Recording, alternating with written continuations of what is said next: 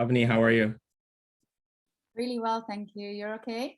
Yeah, we were just sharing. I'll share. I mean, since you guys are both here, I was just sharing with Stacy and Avni what I'm wearing, and that's the reason why I'm trying to grow this beard.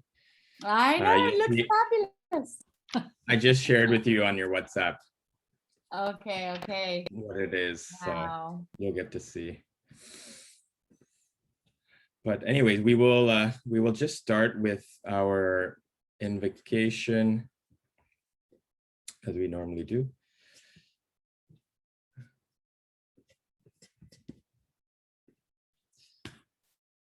Om Gyantimirandasya Gyananjanashakaya Chaksur Unmilitam Yena Tasmai Shri Gurave Namaha Mukam Karoti Vachalam Pangulangete Krim Yat Kripatam Aham Bande Shri Guru Dinataranam Vanchakalpatrubhyascha Kripasunda Evacha Patitanam Bhavanebhyo Vaishnavebhyo Namo Namaha Hare Krishna Krishna Krishna Hare Hare Hare Rama Rama Rama Hare Hare.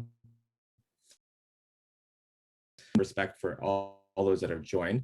So as we've normally said, I was born without knowledge. My spiritual teacher has opened my eyes with the torchlight of knowledge, and I offer my respects unto them.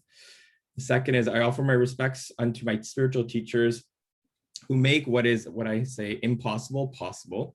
And we offer our respects to all those, the seekers of the divine, who can fulfill the desires of everyone and are full of compassion for all living beings. So again, thank you so much for joining. It's great to be with all of you again. Just coming, just to show everyone where we've been in the last couple of weeks, just a little, Peter's just. So in the last few sections, we've been discussing, we're in the section of Karma Yoga, but more specifically, this is the section where we've been talking about skilled action. And we've said that there's three elements to skilled action. The first was being true to our nature. The second was letting go of the fruits. And the third was work as our worship. So making what we do as our work as an offering. And if we see here, this is a really great verse that's referencing the section on letting go of the fruits. But if you remember here, Krishna is advising you have the right to work, but not to results. Do not be attached to the fruits of work or to not working. So again, this idea of giving our best effort, but being open to how the journey unfolds. And while it's okay to have a goal, how that may unfold may not come how we expect. And that's really what's going to, when we think of the action as a reward in itself, then we're not always hankering for something that we don't have.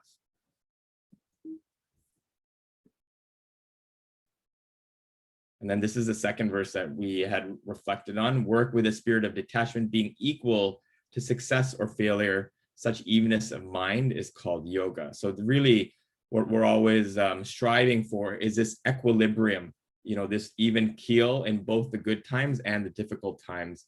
And, this is that real evenness of mindset that we're striving for in that second principle of trying to let go of the fruits. So I'm gonna just move forward to a couple of slides. So again, we're in the section of work being worship. And if you recall from last week, there was this concept of seva that I wanted to just define, but Simon in the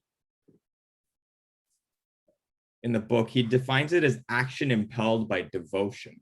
Right? And so devotion is really getting at acting from our heart, right? And if we remember from our reading, he was observing a street sweeper last week, and that street sweeper was doing what he was doing with the utmost attention and care, and you could see that he was so happy from a simple task. And one of the main points that we talked about last week was changing not what we do, but how we do that activity, because it's in the how that really the happiness comes.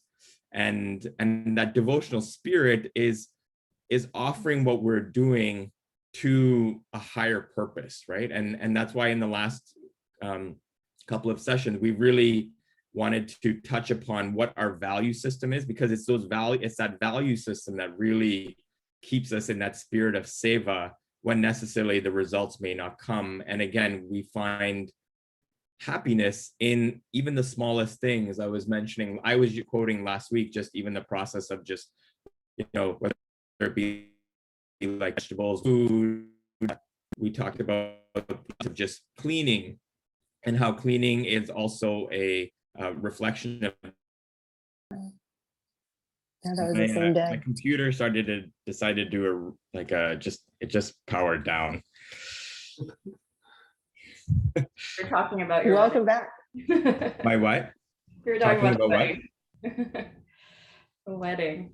Oh, the wedding. Yeah, it's definitely the talk. Can you remind me what we were just the point we were? Seva, and you need to press record again. Yeah, perfect. It is recording.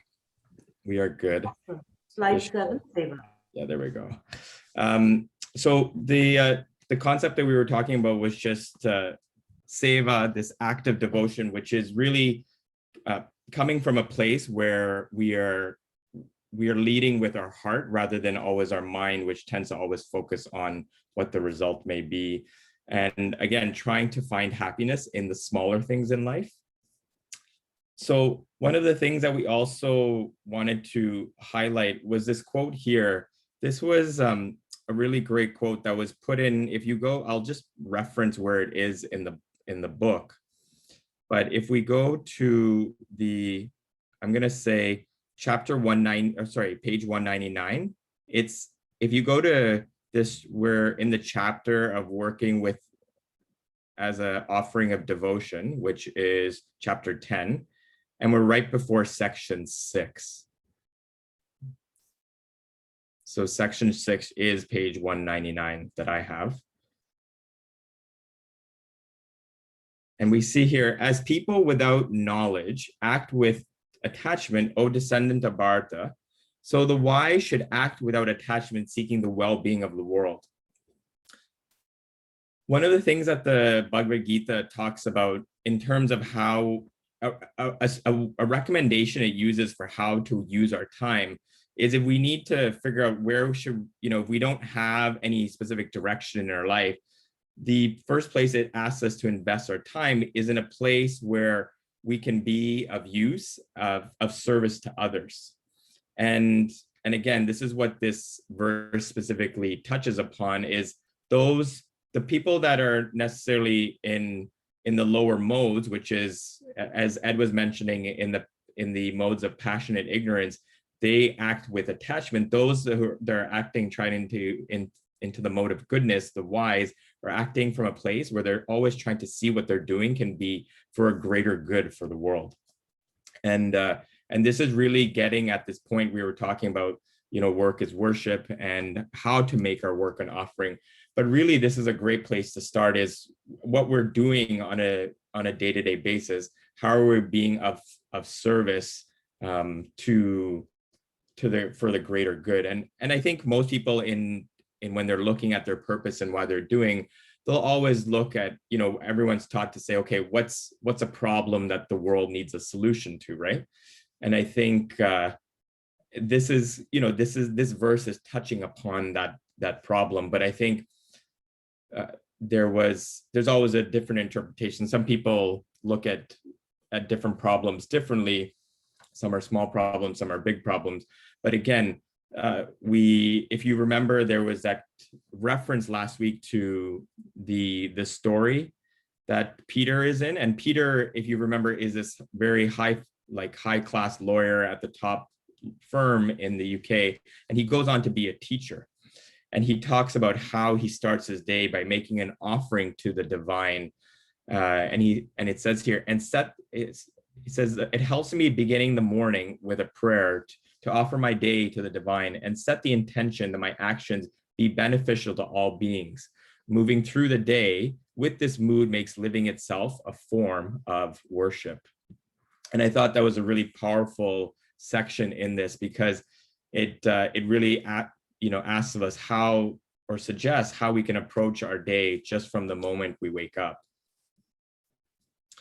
So what I wanted to just move on to was just talking about this point of, I wanted just to take a few minutes, and I know we had this at the end of one of our last sessions, but I wanted for us to give a little bit more time to, was just everyone just taking a few minutes on their own and just making a list of values that you have that will ground all of your actions moving forward. And we did this, we asked everyone to do it as a homework, but it'll a little bit inform the next discussion point that we have. So I wanted everyone just to take a few minutes and go through this exercise on our own. So please, just take a few minutes on your own and just give this some thought.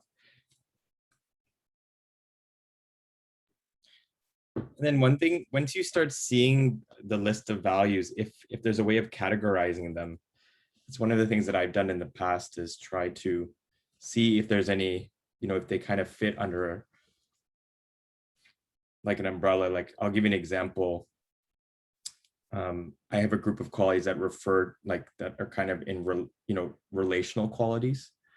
So for example, like authenticity are on my list, community, friendships, humor, self-respect. These are all kind of relational qualities. And then I have another group of qualities that I would consider, I call them noble qualities. And so they refer to like trustworthiness, kindness, loyalty, fairness, compassion.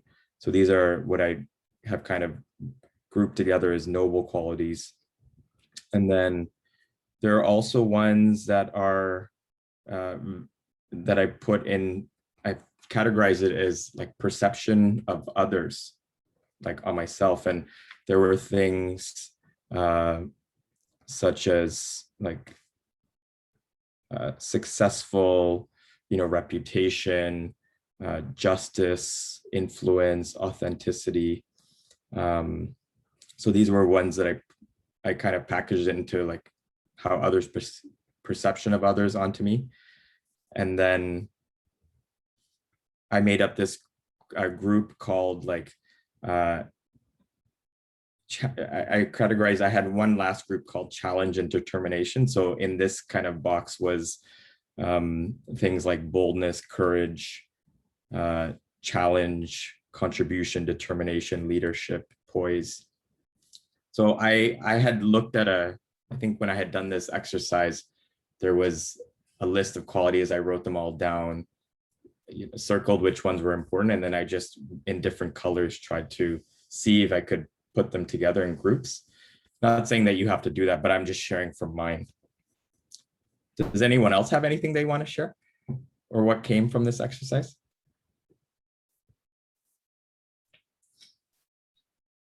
What was your first one, Ricken? Your first category? Relational qualities. So like things that refer to relationships with others. So friendship, fun, authenticity, humor, community. And I just created the category of qualities that were kind of are relational, that have to do with how I interact with other people. And so that was one. The other was like a set of noble qualities, virtues that you're aspiring for. Being loving, kind, faithful, fair, compassionate. Those are all kind of trustworthy, noble qualities. Then the third group I had was like perception of others.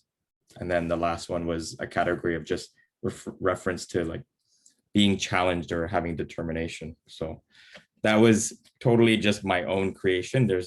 I got that from nowhere, but it was a good way for me to look at everything and try to, yeah, it was just a way to kind of see if I could categorize things. So anyone else have any thoughts that they want to share that came from the exercise?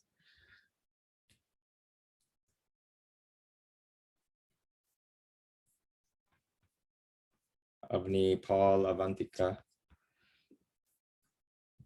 Okay, because then what I wanted to do with those qualities or those values was talk about this.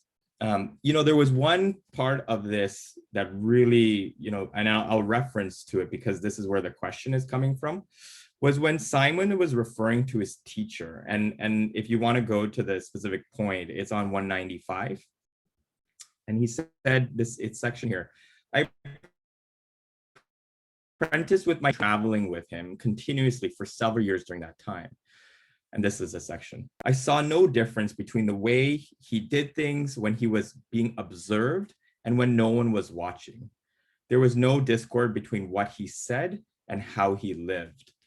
And I think that's a really powerful message, just as we kind of try to live in a world where we want to be perceived. We're trying to develop certain qualities.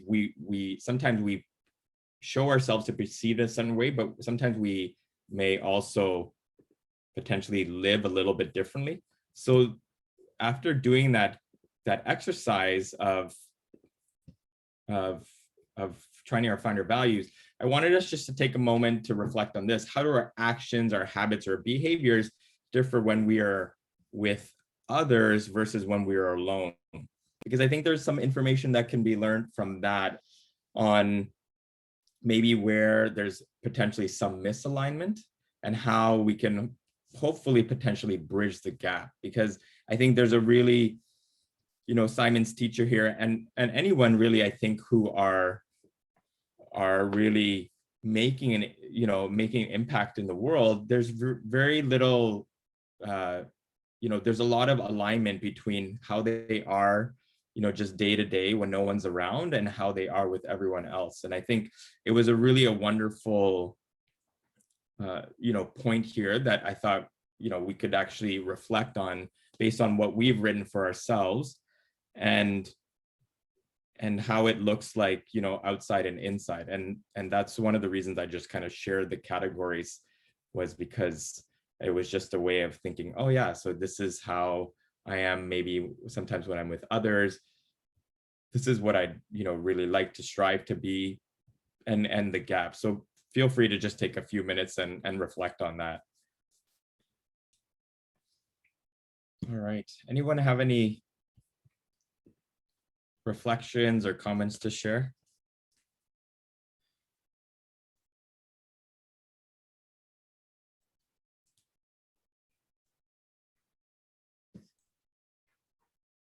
Yeah, please, Paul. So it's funny, I found sort of some underlying patterns as it relates to when my core values are breached, is when I act in a way that's not aligned. So for me, for example, I react in anger more than I enjoy, even though my habits remain intact, when some of those core values are breached. So I do vary, and it's always, it seems that it's most often connected to when values are breached.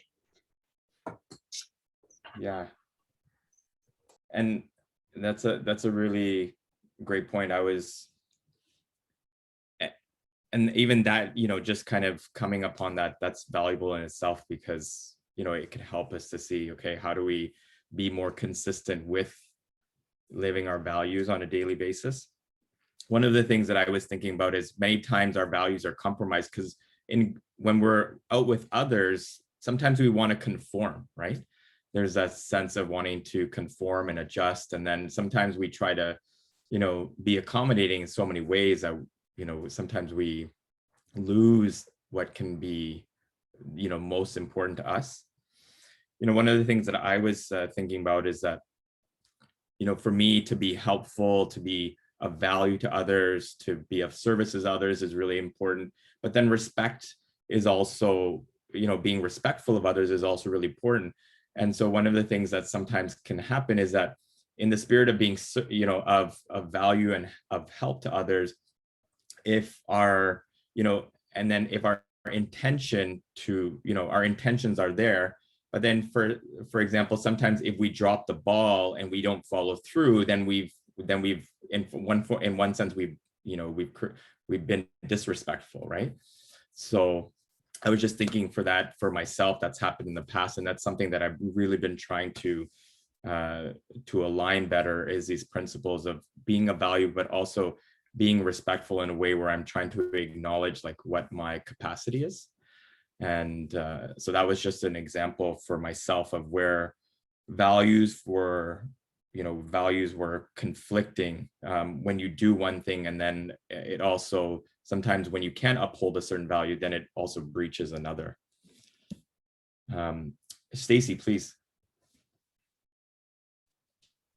I think on that, so I was thinking about the relational category that you had, because I think when you talk about, right, you're being able to deliver, right? And for example, what you were just saying, things like that are, I mean, they can be challenging, but they're in some ways easier in that it is more within your control, right? But then when you talk about relationships, especially when you talk about kids, right, that have their own kind of thing, like the last several days for me have been really challenging because it just a lot going on, right? It was the Thanksgiving week and we were out, and then traveling, and then came back, and of course everybody's tired, and then it was my daughter's birthday on Tuesday, so it just been a lot. And I think one of the things I had to recognize, I was getting very annoyed last night with my kids.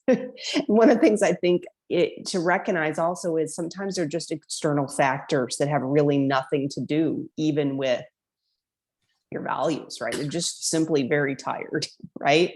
Yeah. And it's affecting everything else, and it's making the lens, just it's just impacting everything, and it doesn't have to do with anything else but just being tired. It's pretty simple, right? But you don't see that in the moment. Yeah. And then, what's also hard is when, as a parent, when you have so many just basically expected of you responsibilities, it's hard to sometimes make adjustments when you're on that certain train, right? Yes. Like doing the day-to-day, fatigue hits like it does for all of us. But, where do you make those small little adjustments to be able to kind of get back on the train yourself physically and mentally to keep going, right? I was just, and that also requires a little bit of adjusting and pivoting, because otherwise, like, you just won't be able to continue on, right? That's right. That's right. So, thank you for sharing that. I was just, external factors are really important, and I think the external factors should be just acknowledged, because it also can help just in one sense cut us some slack too, for not being able to sometimes follow through when it's really important to us. I think that's the element of self-compassion that needs to be there. So For sure. yeah, thank you. I think Avni was first, and then Avantika.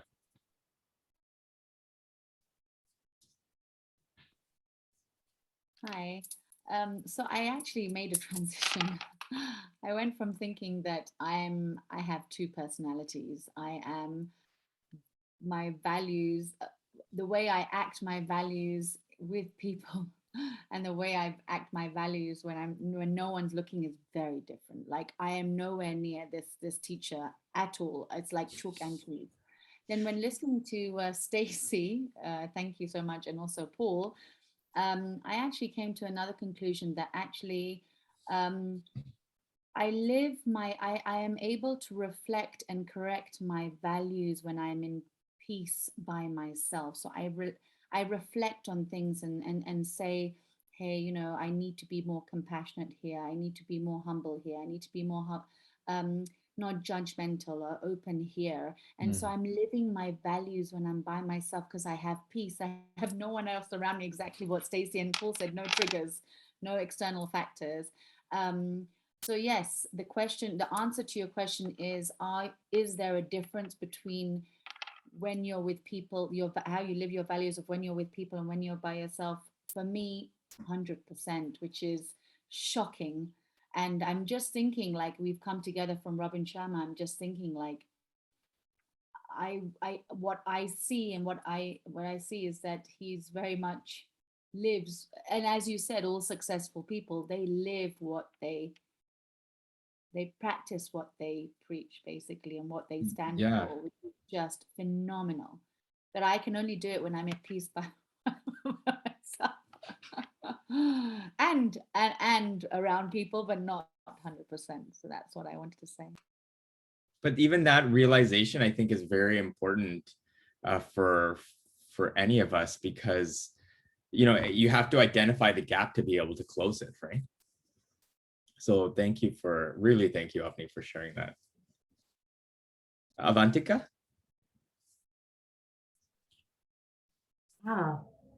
Sorry, you might catch a couple of cats in the background. All right.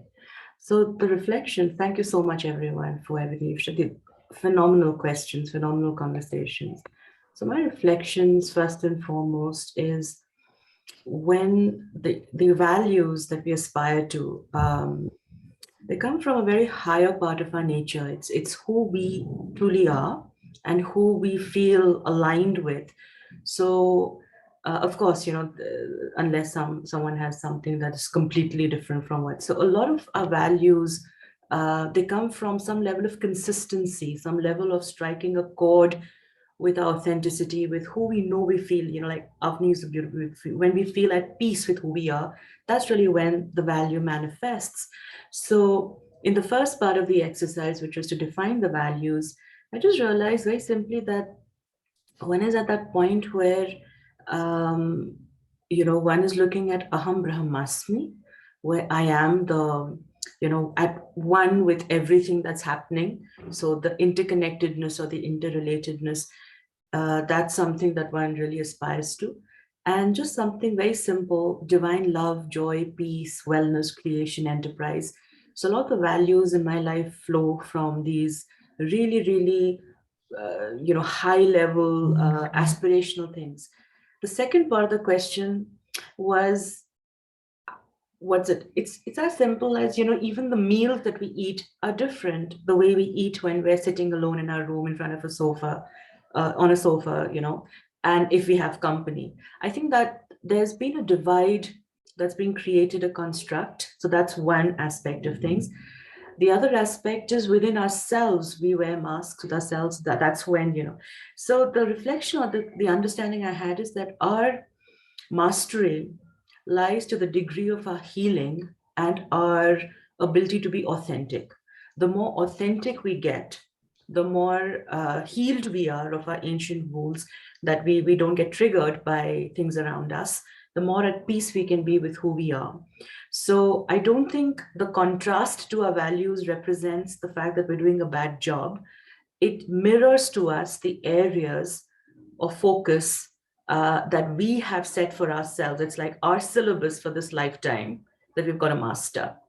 I hope that makes sense.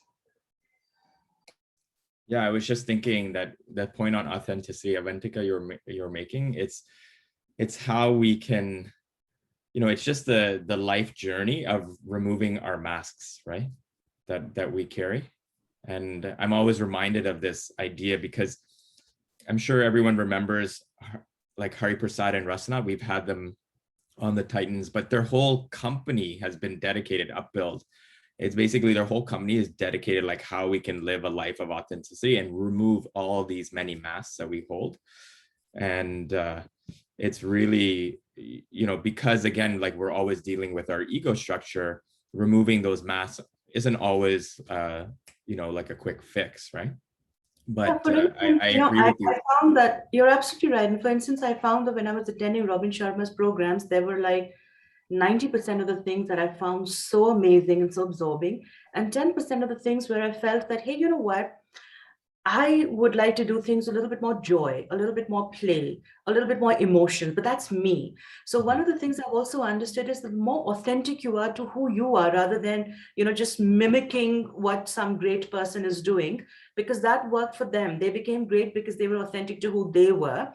I think that's a reality check. If you have an issue with, being triggered by certain external factors, then maybe you create a simplification in your life which either reduces your exposure to that, because that's what Robin Sharkey is saying, the tight bubble of focus and things like that. Of course, there's many times we can't always control the environment, but I guess creating or constructing a life over the years which is very conducive to your authenticity, which is very conducive to being trigger free for you, very conducive to being at peace with and in harmony with who you are authentically. I guess that's really the big homework assignment all of us have in life. Yeah, and it really was going to the point. That's what I really saw Simon was expressing when he looked at his teacher, when he said, I saw no difference between the way he did things when he was being observed and when no one was watching. There was no discord between what he said and how he lived. And that really reflected that authenticity that you were talking about. So yeah, what a great point, that connection between mastery is to the degree we can be authentic. I like that connection. Anyone else wanted to share? Rima, did you have your hand up? Or did it go up and down? No, okay. All right. So just a couple of more things. I wanted us to take the opportunity to just read the last section because it's really powerful. So we're going to go, we had read up till section 5. We're going to read section 6, starting on page 199. And I've done this, if people may have remembered, I've done this kind of analogy in the past, but I think just to visualize it and read it is really powerful, because it really speaks to the discussions we have and what this Bhagavad Gita is really trying to do in our life. But does anyone want to start to read?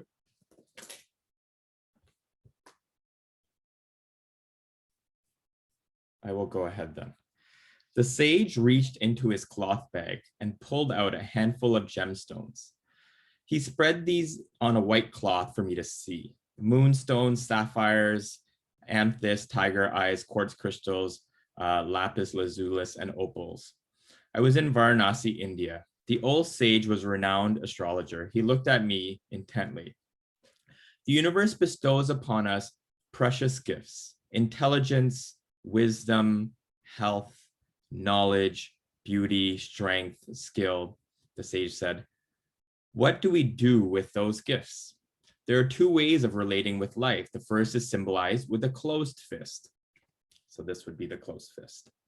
The old man reached down and grabbed as many gems as he could. It fit tightly into his closed fist. He extended his fist in my direction.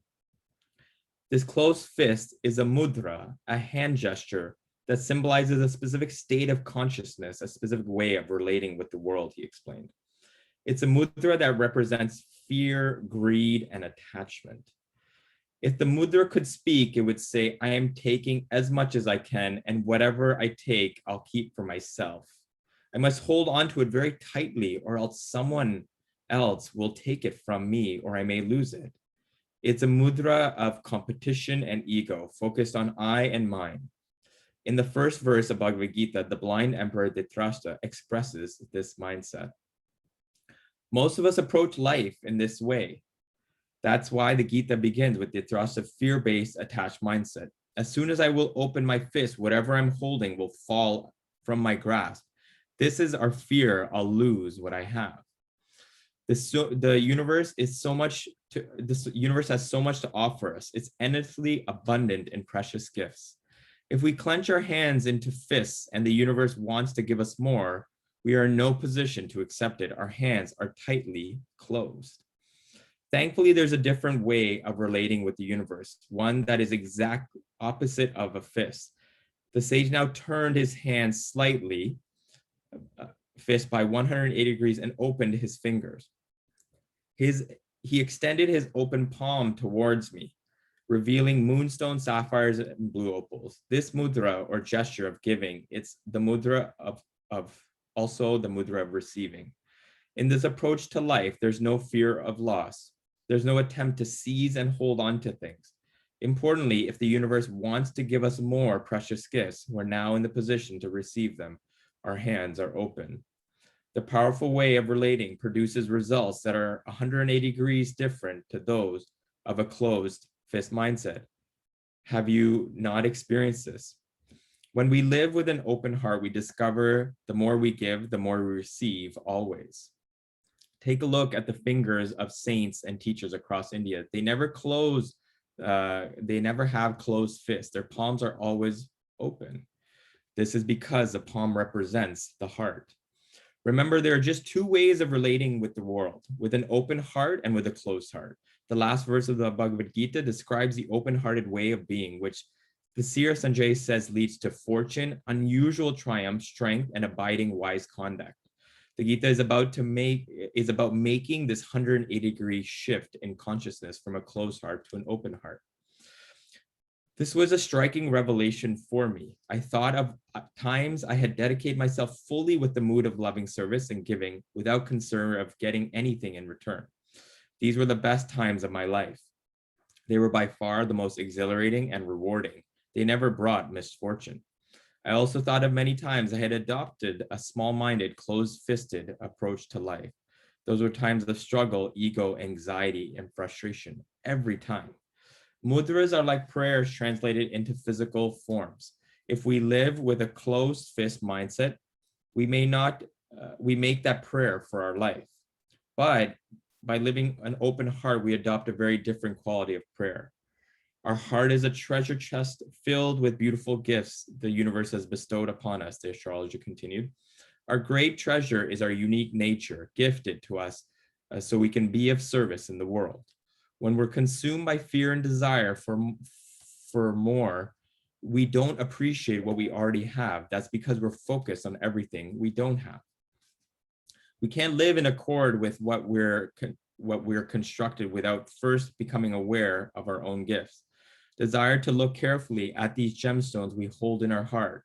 To honor the gifts the universe has bestowed upon us, this is the first step of Karma Yoga. Be true to your nature.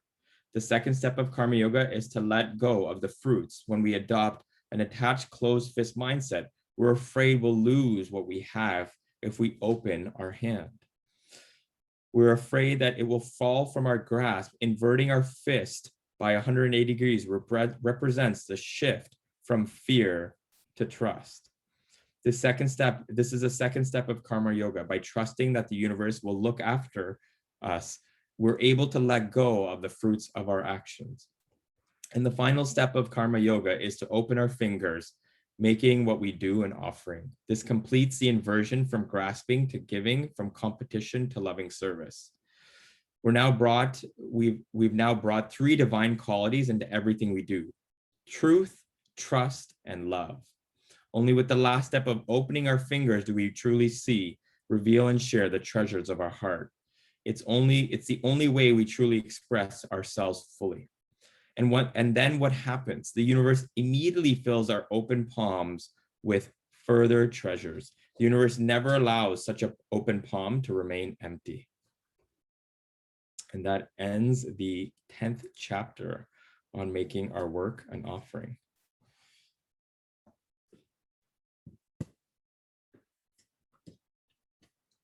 Any reflections to share?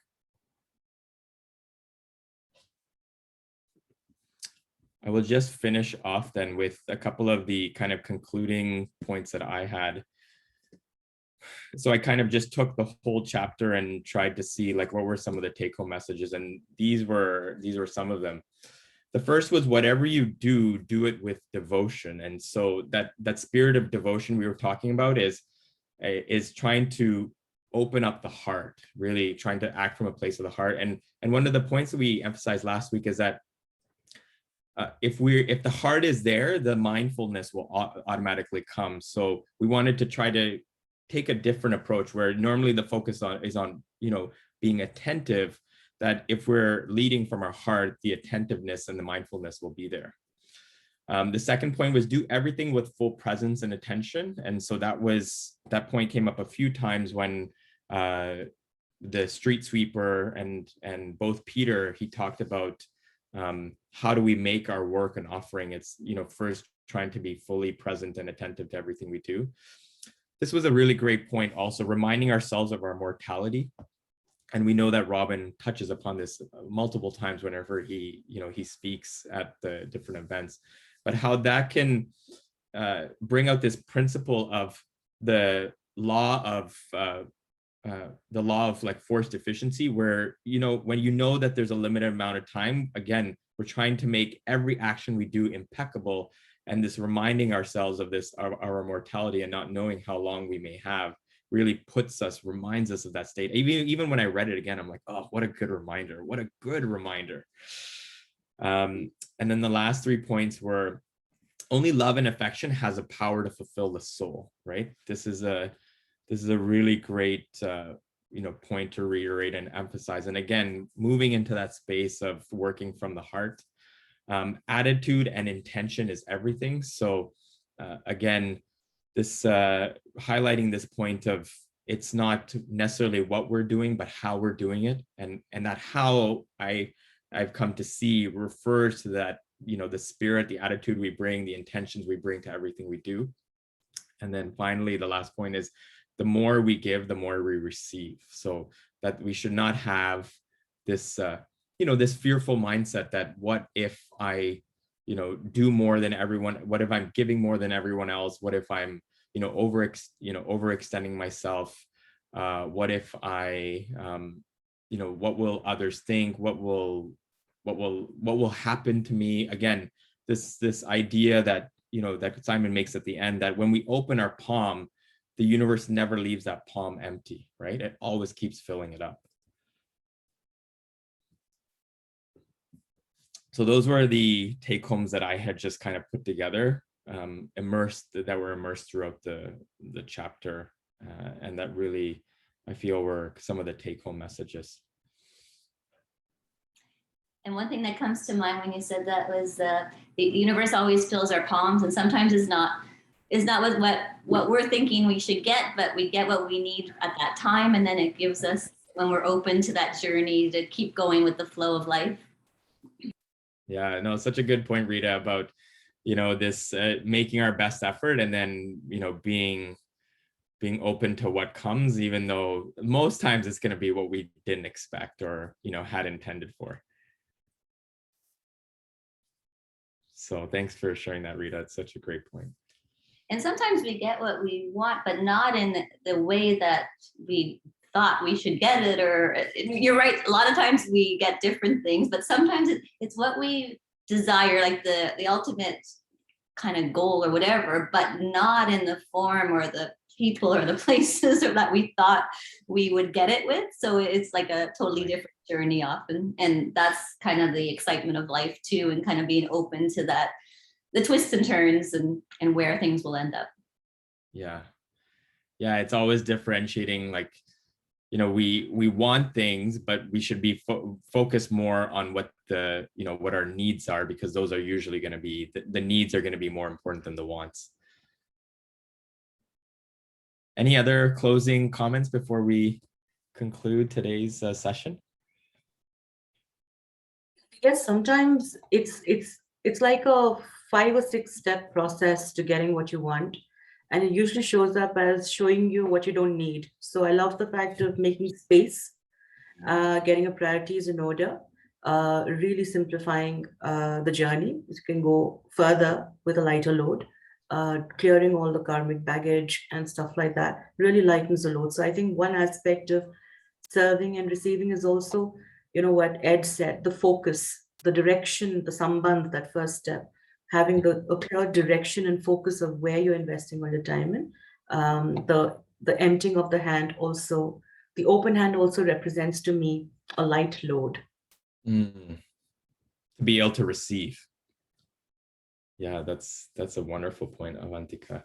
I was just thinking that, you know, one of the greatest values that come from these sessions every week is that space to self-reflect, right? And to always try to see, okay, where are we going? How do we, you know, are there times we need to pivot or realign? In our upbuild sessions of remembering who we are, it's a discussion every week on living in line with the soul. Avani and I always talk about this is our amber time. So red refers to stop, green means proceed, and amber means, okay, let's stop to, you know, let's slow down and reflect. And so I really value this slowing down to reflect time every week, this amber time. Thank you so much, Avantika, Avni, Rita, Stacy, Paul. It was really nice. Rima. Oh, Christina's joined us. Christina, it's so nice to see you again.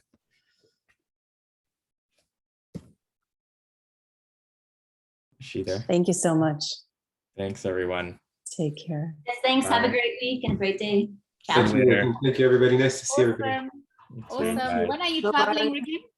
When are I'm you traveling on the 11th. Oh, I'll be in the air the same time as you, going in opposite directions. Awesome. awesome. I will see you. I guess we'll see you probably. I mean, we'll see you next week for the session, but also for remembering who we are. Yes, yes, definitely, definitely. See you. Have an awesome weekend. Take Okay. care. Take care,